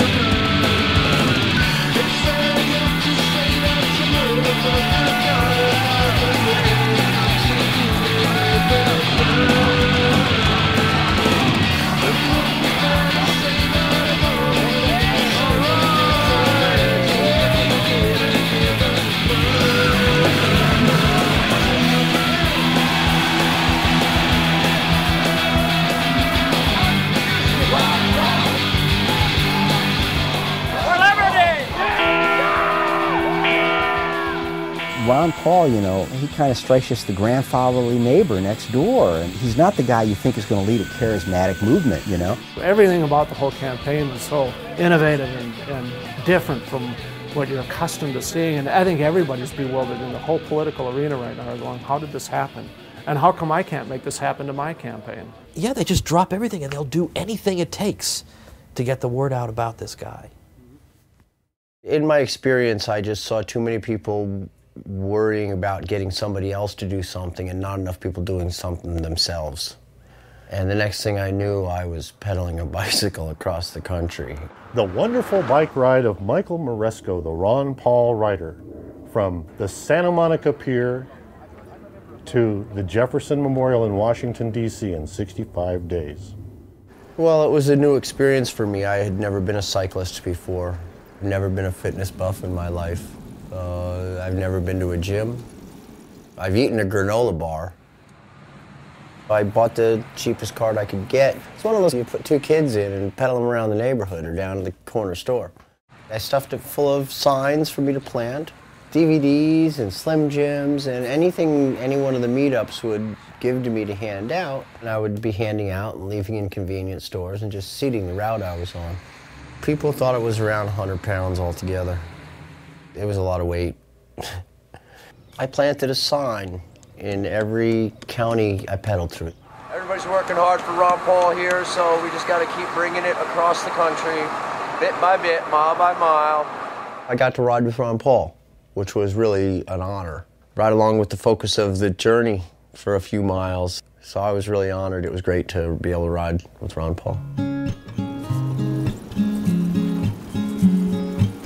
The purpose gives one strength and courage. I pedaled 3,700 miles from the Santa Monica Pier in California and Los Angeles to the Jefferson Memorial in Washington, D.C. It was the idea that we can make a difference in this country, and that's more important than any personal hardship I might go through. People are going to be sorry. They're going to look back and say, oh, maybe I could have done more. That ain't going to cut it in this day and age. We need to do more. Throughout this entire campaign, a lot of really amazing things happened. Do you know what I mean? Things that you never could have predicted and never would have expected. While I was in some rinky-dink motel, I got a call from Larry, and he wanted to know if I was keeping an eye on the thread where they designed and produced the USA Today ad that he graciously paid for. And so I called up USA Today. I said, what does it cost to run a full-page ad? And they said, it's about $70,000 to run a full-page black and white ad. And I said, okay, I can do that. We'll do that. I posted on the forums I wanted to run the ad. He asked for everybody's input. He really made it a grassroots project. It was his money, but he put it all transparently out there. We probably had 2,000 editors of this ad. I mean, we did this very strategically. It's a 4-day issue. They don't publish over Thanksgiving. It's going to sit around in airports. More people will see it. So we ran the ad in USA Today, and I was hoping for a big splash, and I figured, okay, some national media will call, and we'll get some interest, and this will be great. We'll really get somewhere with this. We ran the ad, nothing. And so that led to the second ad, which really is just a wall of words, which one could argue isn't very visually attractive at all. But we thought that the people would either decide to read it or not, and that the message inside is compelling. And I got a much bigger response to the second ad from people who said, you know, I was thinking about Ron Paul and I read your letter and I'm all in. It was really an important thing to have somebody on his level speaking up for everybody else. That was a great part of the grassroots movement. Congressman Paul, I've heard him now in many debates talking about bringing our troops home and about the war in Iraq and how it's failed. And I want to tell you that that kind of isolationism, sir, is what caused World War II.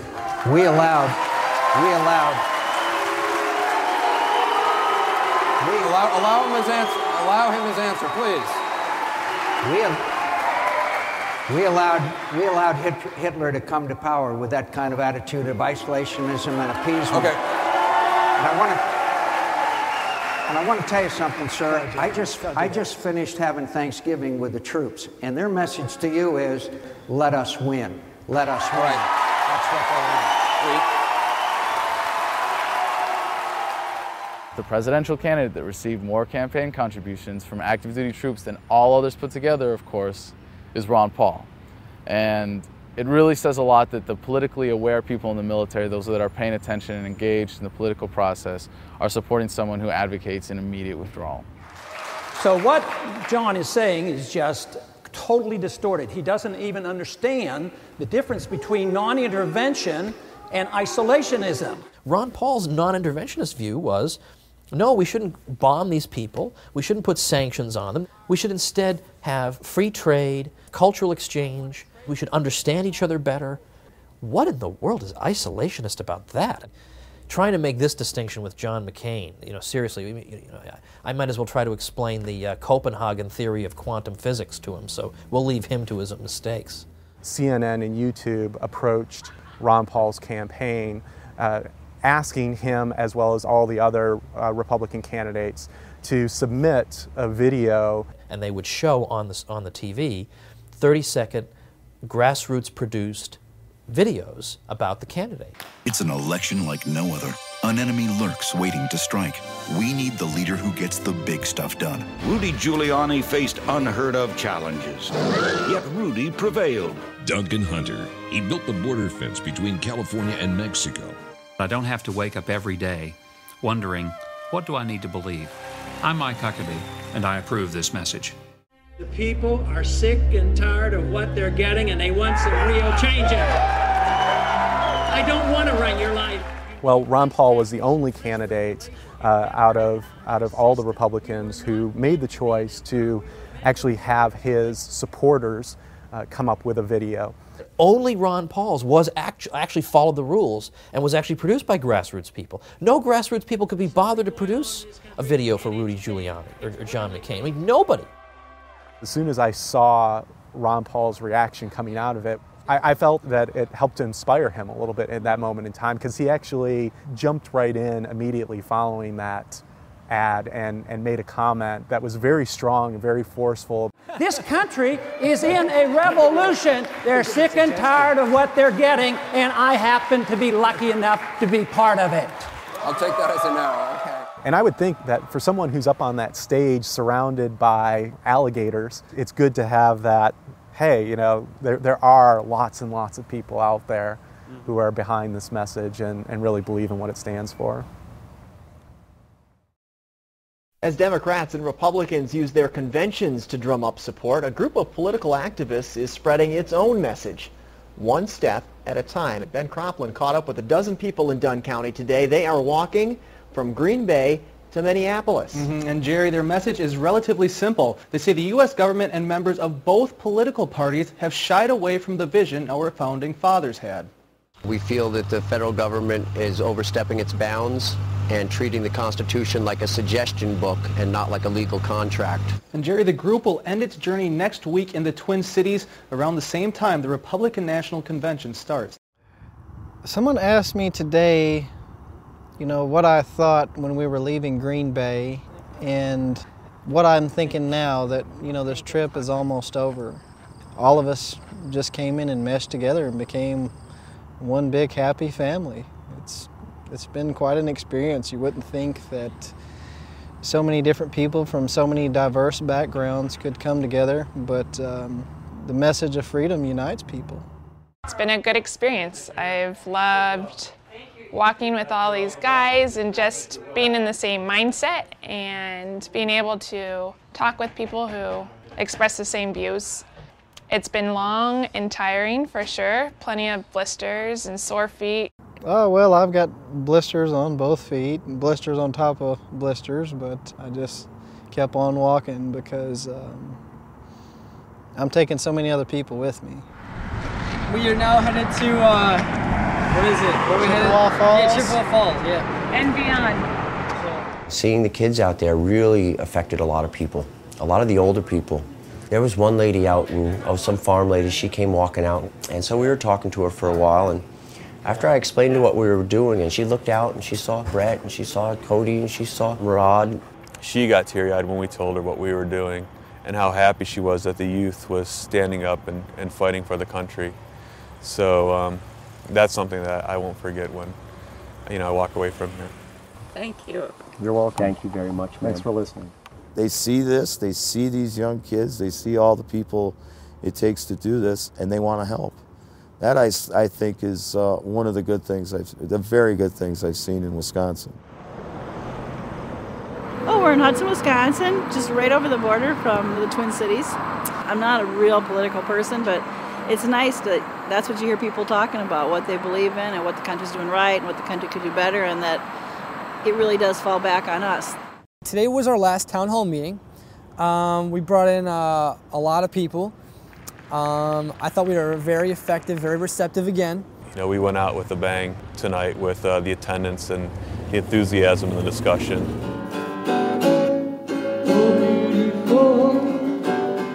I really am impressed with the fact that it's a grassroots thing and that people are coming together as best they can to share the information, to teach people about something that they should know something about. The people are starting to realize that their neighbors are a lot more like themselves than they think. This has been so fun, this whole experience is being with everybody out here, and it's almost over. So in a way I'm excited, in a way I'm, you know, it's going too fast. And tomorrow we're going to be walking over the bridge as soon as the sun comes up and make our way into Minneapolis. So there's the bridge right there, about to cross it. We were ready to go at 7:30 and we started walking. Then we get a phone call. Hold on, there's a drummer coming.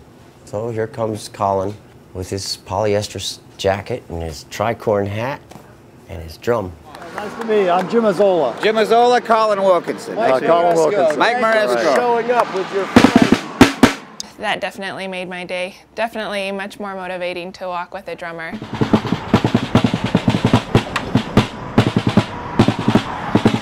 And he led us across that bridge with that drum. And it just set the pace for the day.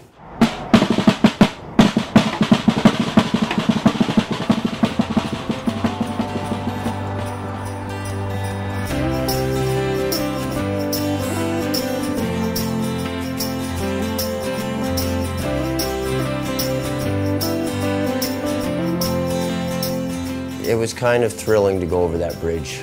It was like leaving one stage and entering another stage. We just walked into Minnesota, had about maybe 6 miles worth of farmland, and then we started hitting the suburbs and the city.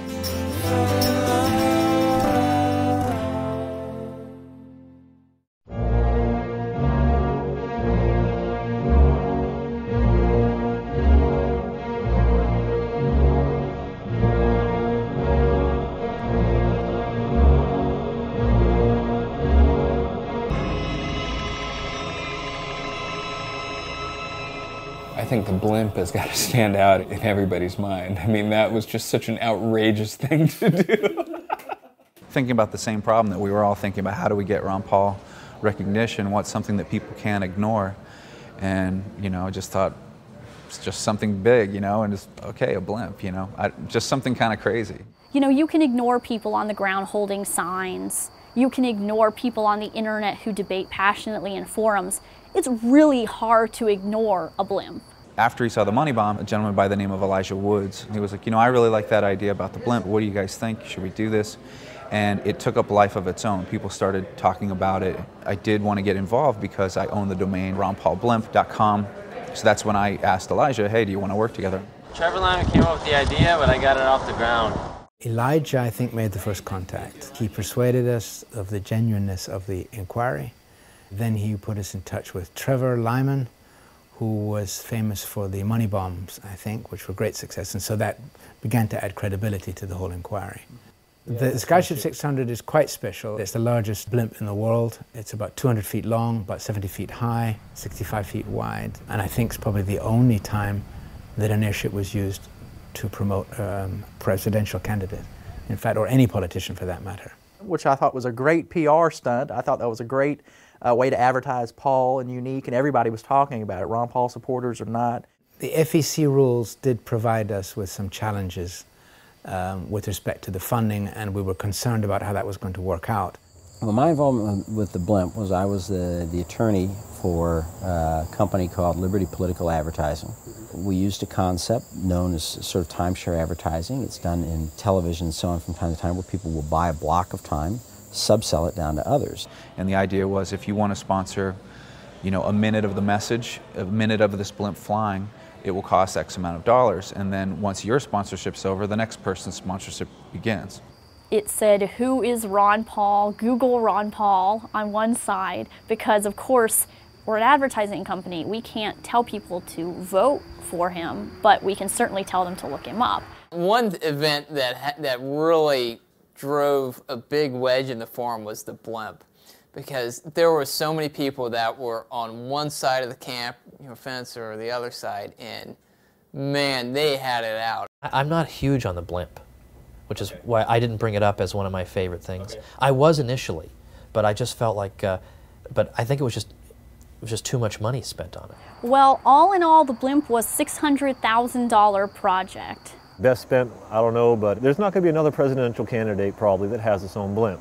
So I mean, we at least have that one little piece of history that, we're the only guy ever who ran for president who had his own blimp.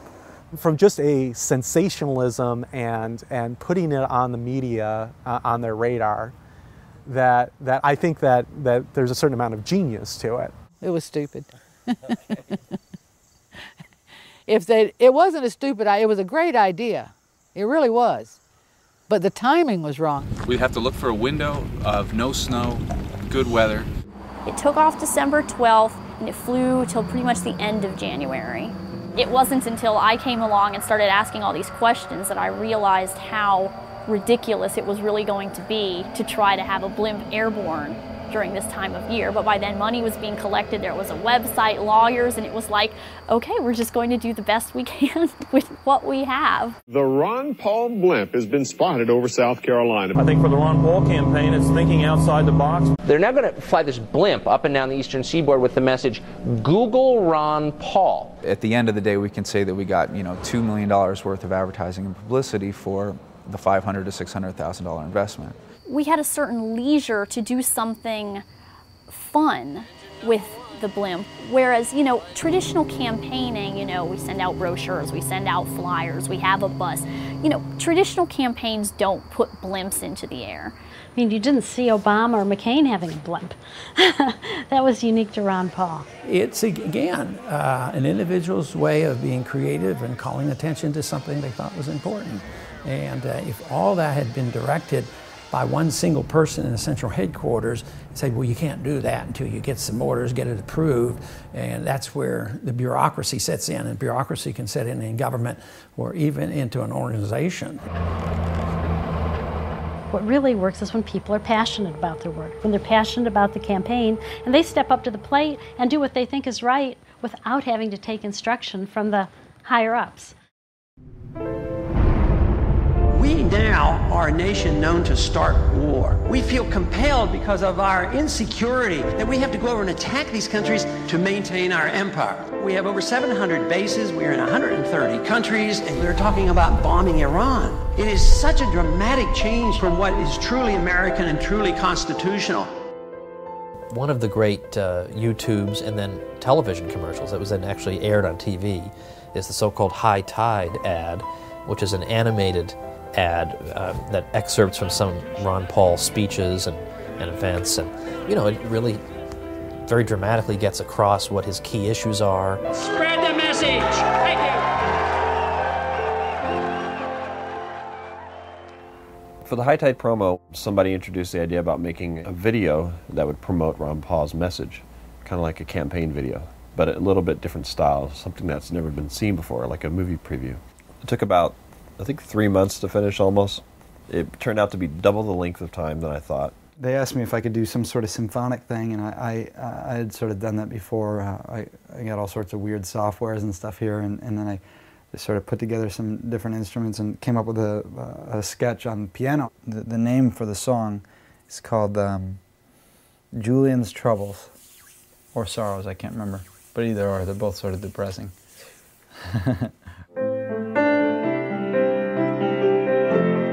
He ended up writing this whole symphonic piece for the whole thing, which was beautifully done.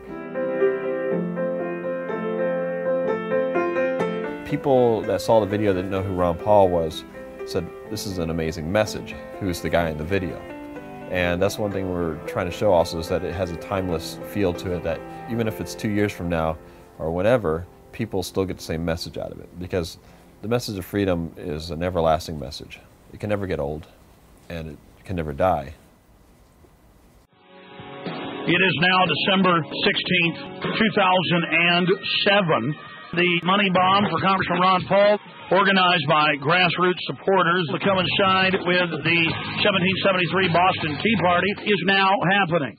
Everybody wanted to see that number go up. Ron Paul's numbers, $6 million in one day.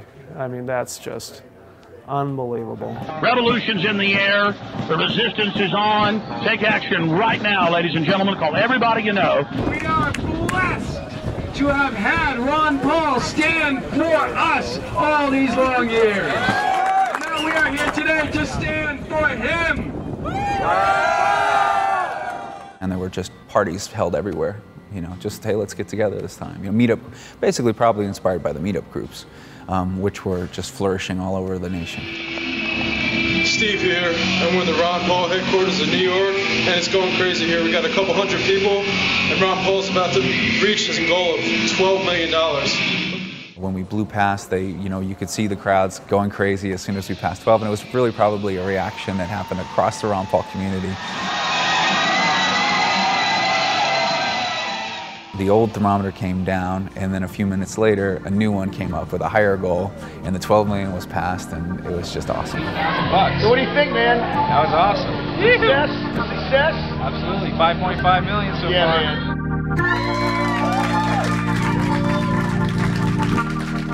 Man. You set the record. In the history of American politics, nobody has ever raised more money on a single day than you. Gosh. And yet, this is happening without your campaign people coordinating it. This is completely about grassroots, and it's completely about you just saying what you believe in. Tea Party money bomb, so geez, it was kind of a no-brainer that we should do something big in Boston.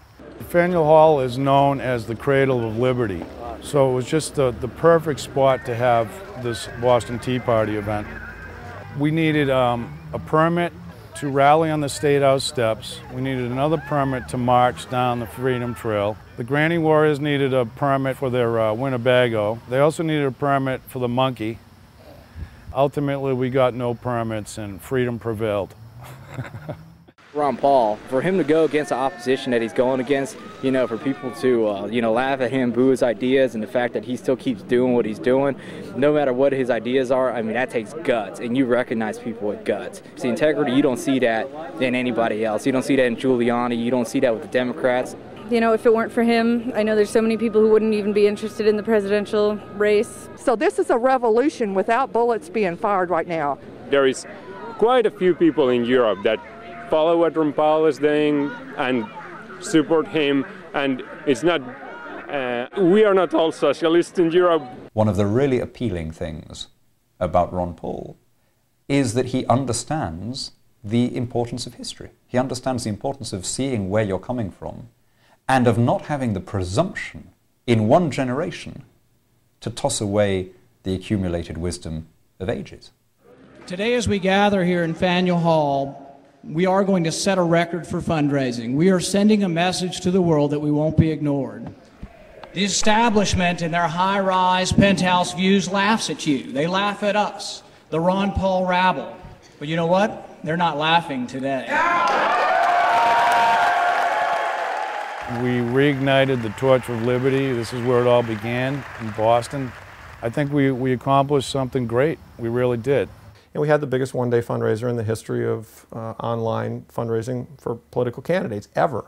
And ultimately, we raised over $30 million altogether, I believe, for his campaign.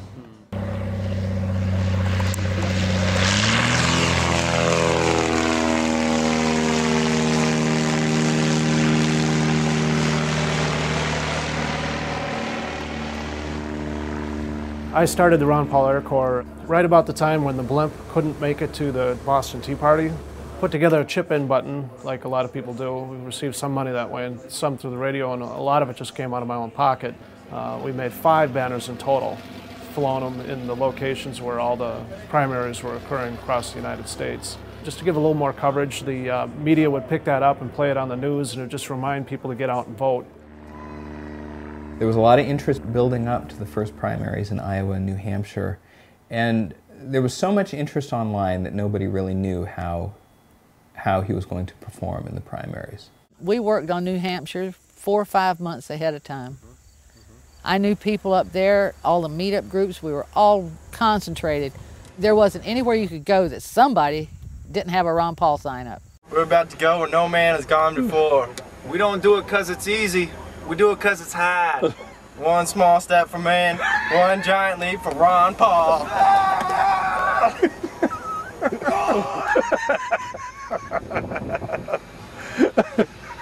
New Hampshire was just a blast. We put up so many signs in freezing cold weather. We were spray painting signs at 2 in the morning. The spray paint cans were freezing, so you'd have to take them inside after they had cooled down too much. It's just so cold out here. My hands are too numb to even know they're cold. You know, we'd have the stuff inside, bring it outside, spray it real quick, go around. We had a circle. And we just kept, you know, hundreds of signs that we did. The primary hasn't happened yet. Nothing has been decided. The final push is underway to win the people of New Hampshire over. Some reporters would ask me in the run-up to the presidential primary, whose hide were Ron Paul votes coming out of, and my usual answer was, you know, no, Ron Paul's people are Ron Paul people. I guess I did some sales on a highway once when it was shut down, but I've never done anything like this in a snowstorm. Figured we'd give everyone some reading material out here. Came all the way across the country just to spread the love of Ron Paul. What better opportunity than a car crash? So, well, we might as well kill 2 birds with 1 stone. Ron Paul, he's trying to save the country, believes in this, what's it called? Constitution? That's what they call it, yeah. A lot of politicians aren't sure what that is, but... Most successful, all successful campaigns in New Hampshire, especially in the presidential primary, have grassroots support. There are campaigns that try and do what I'd call Potemkin Village campaigns. It looks like there's grassroots support, but you look underneath it and it's all AstroTurf. There's nothing, there are no roots. Those ones get exposed and fail every time. Please welcome Ron Paul.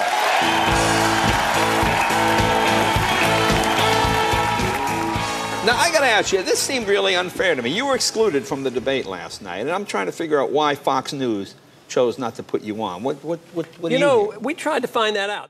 The debate, which was scheduled for I think it was the Sunday night before the primary, there was a desire to limit the field a little bit to candidates who are just going to be competitive in New Hampshire, and that meant cutting out some candidates. One of the 5 men sitting at this table tonight will be the Republican presidential nominee. It seems like you should be kicking somebody's ass right now.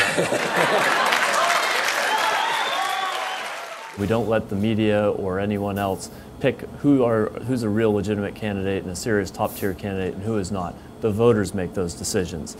And so we withdrew our sponsorship.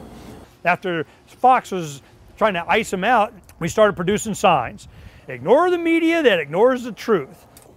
But whatever, you know, sometimes the other team is gonna, they'll score a few points on you. It's okay. You know, it's all part of winning and losing.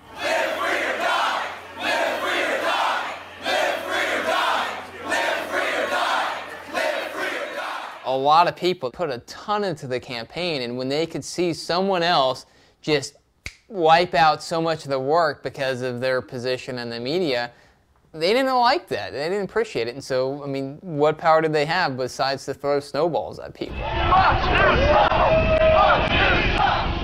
When they were throwing snowballs at Hannity, it didn't look like anybody was getting hurt.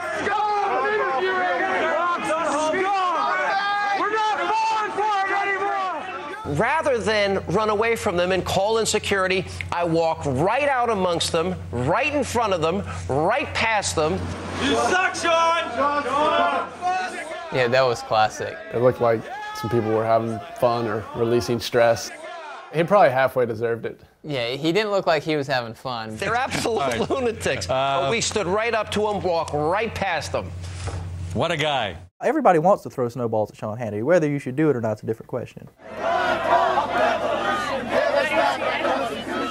The truth of the matter is we do enjoy the circus, and the fact that it was a very competitive primary on both sides of the ballot only made it a better show. But everyone had a lot of hope. I know I had a lot of hope. that he was really going to break through and come in first or second. Your generation, the young people of this country, have awakened, and this is just going to be the beginning of something very, very big for this country.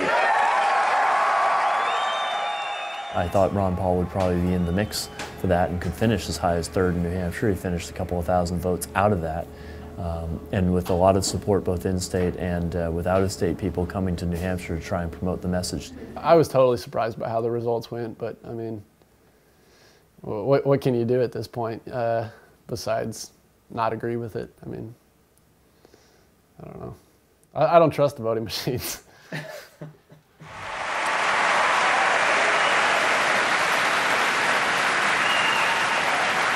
Congressman Paul, yet another question about electability. Do you have any, sir? There's always the question as to whether or not you are, in fact, viable. Your differences with the Republicans. Fox News' intent and purpose was to discredit Ron Paul because he represented what the Republican Party used to be, but better yet, what conservatism used to be. So you're suggesting that I'm not electable and the Republicans don't want me because I'm a strict fiscal conservative? Because I believe in civil liberties? Why should we not be defending civil liberties?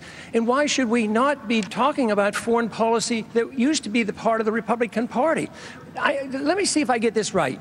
We need to borrow $10 billion from China, and then we give it to Musharraf, who's a military dictator who overthrew an elected government, and then we go to war, we lose all these lives promoting democracy in Iraq.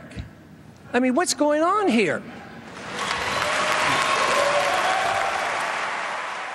There's never been a more conservative person to run for president of the United States than Ron Paul, and he's an embarrassment to them because they're a liberal, piece of trash, neoconservative party that cares about war and war alone. I think Congressman Paul should not be reading as many of Ahmadinejad's press releases, but let's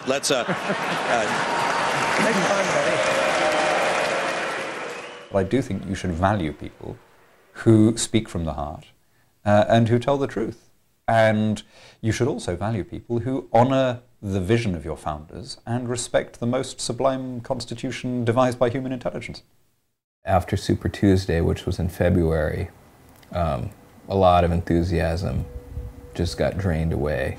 Super Tuesday is almost completely in the books. The polls get ready to close for Republicans. Here we are. New Jersey, Republican primary, John McCain, we project the winner. In New York, also John McCain. Illinois, we project John McCain the winner there as well. The Georgia Republicans, Mike Huckabee. In Connecticut, we also project John McCain. California is his. McCain is garnering enough GOP support. McCain with a large sweep of victories around the country.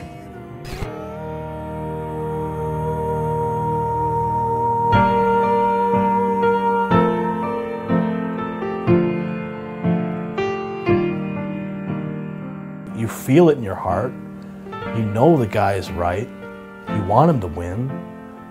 And the numbers don't show. You see the support. What do you do? I mean, of course you're going to get discouraged. I was beat because I had, like I said, I was getting very little sleep and spending a lot of my life on this. I just can't put the type of effort into something that, to me, is relatively futile. But I don't think it didn't stop the movement because, Ron Paul was a messenger. He wasn't the movement. He was a man.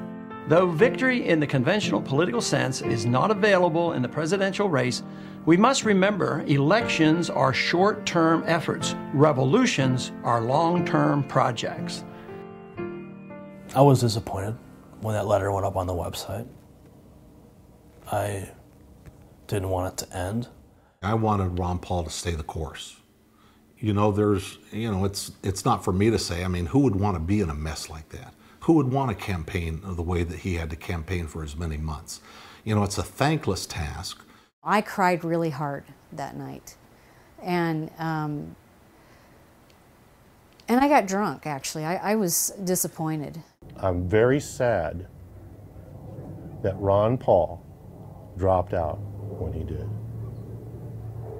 I'm hurt. Ron Paul can't do it by himself. And I've had a lot of people that were very disappointed when he decided to back out of the presidential race. And I said, what do you think? He's going to wave his magical presidential wand and all the stuff is going to disappear? No, that's not the way government works. You know, the idea that we were under some illusion that he could get elected, or a fantasy that they were going to allow him to be president, was not even it. We understood. He was the vehicle by which we could express our dissent. Give a finger to the man all the way up to the end as far as we could take this. But there's another thing that I think we ought to do. We ought to make a grand display. We ought to have a true march to show what our numbers are. Ron Paul came out with his video, telling people that he wanted to have a march. Dr. Paul, all he had to do was say, hey, I think there should be a revolution march. Boom. As soon as I saw it, I went, I got to be a part of this, because I've done things in D.C. before, so I can help. And they took it upon themselves to organize it. And they did it themselves, without the campaign, without Ron Paul. They just did it.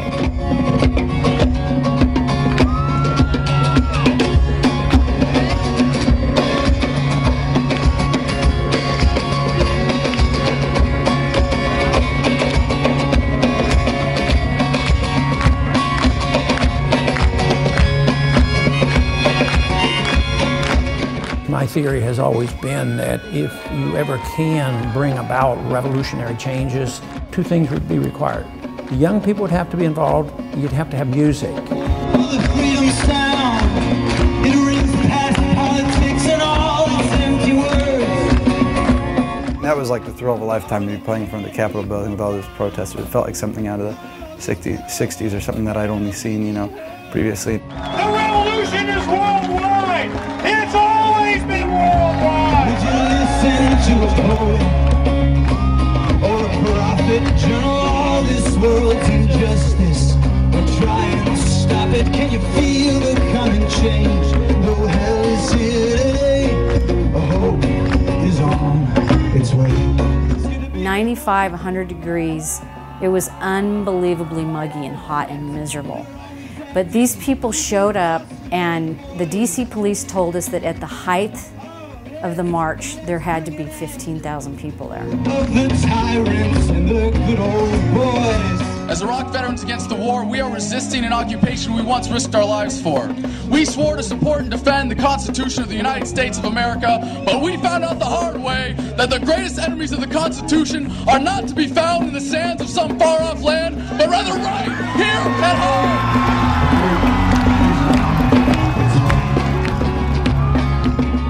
We didn't have anything go wrong, had no fights, no problems, everything just went wonderful. No more central planners, no more bailouts and billions for the bankers. We're surrounded by the John McCains, the Bob Doles, Hillary Clintons, Barack Obamas, Chuck Schumers, all these interchangeable nobodies and liars and thieves and killers. Even though people were upset about the government, upset about some of the things that are happening, it was so happy.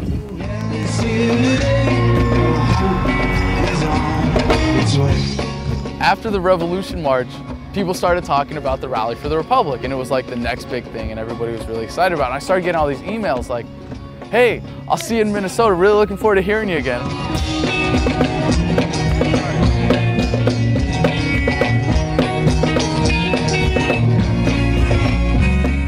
When I saw the Walk for Freedom heading into St. Paul, I was so excited. I just thought that was so cool. I mean, I literally got a little misty because here are folks, they were taking this message and they're literally walking with the message. St. Paul happens to be the evil twin this year. The GOP convention was getting ready. Everything was kind of blocked off, so that's what made it such a ghost town. And then you have the military standing on the roof of the building with their binoculars. You have the national police state in evidence at the Republican convention and at the Democratic convention. I mean, it's just with all of this security and this elevation of these people into some sort of American royalty. What I understand is they spent $50 million on security. They built a cage around this building. They had riot cops, they had their big billy clubs and their tie wraps for handcuffing people, and they just looked intimidating as hell. The Republican Party has all the money. They could spend tens of millions of dollars on their crummy convention. We got these huge billboards, you know, with Ron Paul quotations up on them, greeting the delegates as they get there. And I thought, man, that is such a gutsy, in-your-face thing. Things that are in your face, we are here, man. You know, we are not going away. Ron Paul came on into the university area and met with us, and he was wearing a shirt that we had all signed as far as all the walkers. So he has our autographs now. He led us for 2 miles through the streets, proving that you can lead the country at 73 years old. It was just a joy to be able to walk with him, walk behind him, around him. He led us over to the Fed building, and we were just chanting and cheering the whole time. We have just finished off leading a protest march to the Minneapolis Federal Reserve Bank, where Ron Paul gave a wonderful speech in front of this wonderful palace dedicated to fake money.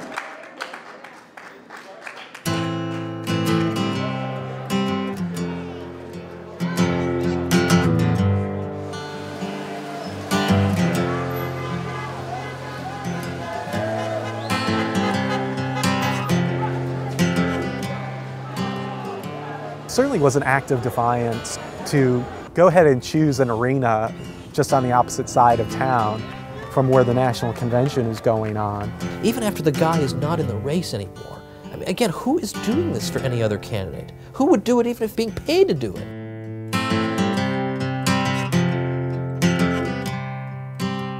All we have to do right now is just walk, keep plodding ahead, and that's what the Walk for Freedom was doing, and I was so proud of them. You know, I'd done things like that before, but the guys that hadn't done something before have something in their heart now that'll give them more power in the revolution. So completing a journey like this is it's almost a spiritual journey.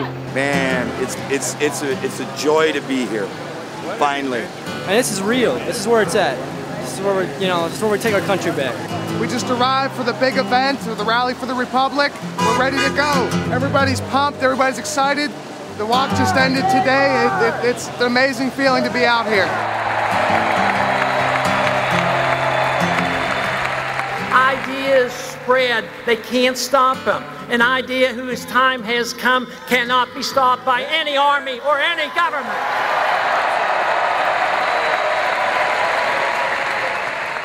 It was the culmination of everything that his whole campaign stood for. In a stadium like that, and to see all these people interested in something that I thought I was a loner, you know, almost in the ideas, and I'm sure Ron Paul felt the same way at one time. In the past 18 months, it was discovered that the ideas of liberty and the revolution was alive and well, and we're celebrating it here tonight.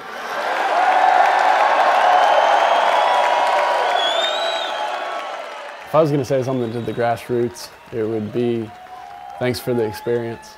I've learned so much in the last year and a half. I knew nothing 2 years ago compared to what I know now. I have no doubt that what was sparked by Ron Paul is not finished. It's not consummated. It's ongoing. And so Ron Paul can hold his head up high. You know, he made an impact. We're still talking about it now. And there'll be better things to follow in the future. So once again, I want to thank you from the bottom of my heart for the trust that you have placed in me, but more so the trust that you have placed in the concept of our God-given rights to our life and our liberty. Thank you very much. I almost feel as if he's saying, you know what, if people want what I'm offering, they'll make it happen. And I think that's why the grassroots just simply hasn't given up on him. We want an America full of principled people. Not people who say one thing and do something else. Say anything to get elected, but who say what they mean what they say, and they live their lives by those principles. And that's why he can animate the grassroots.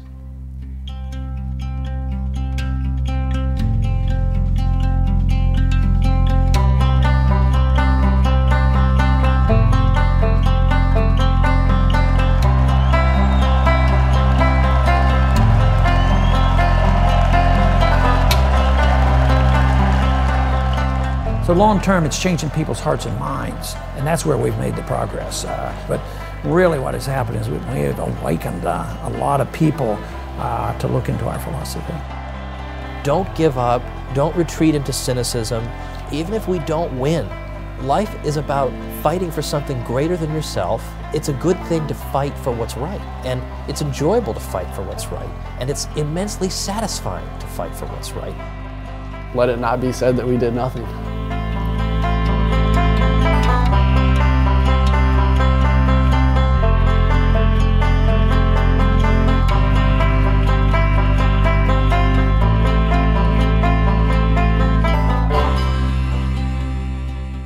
I gave her tapes to get a load of this. We were standing out front of the Obelisk. Atlantic City side one, state trooper side two. If you're up for a party, I might follow you. We started dancing in the living room. Adam Kochecki. Is that how you say his name? Thanks, let's say it again. Kochek? Koketch. Let's get it down so I can say it correctly. I was show up early, I was all worked up. I take the guitar out the back of my truck. We'd stumble through songs we wrote that night. Our buddies come up and say we sounded alright. No one ever did. People bringing that message to people, and those people wanting to bring that. There were so many ingenuitive, is it even a word? Ingenuitive? Is it a Bushism? Did I say something?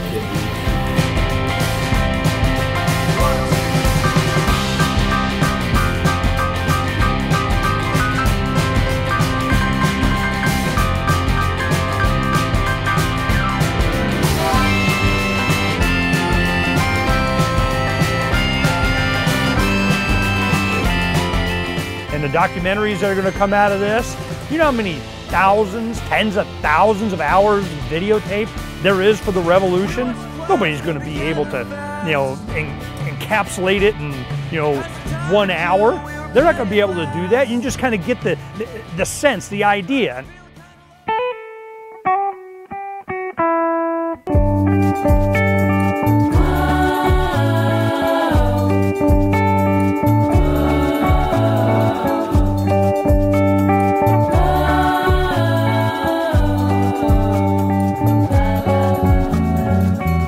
So you're off to wander a new land, where the rivers wind through the villages, by the reaching trees and the talking birds, smoke exotic leaves with adventurers, and as the wind it goes, so must you. If you've got to run, whoa, safe travels.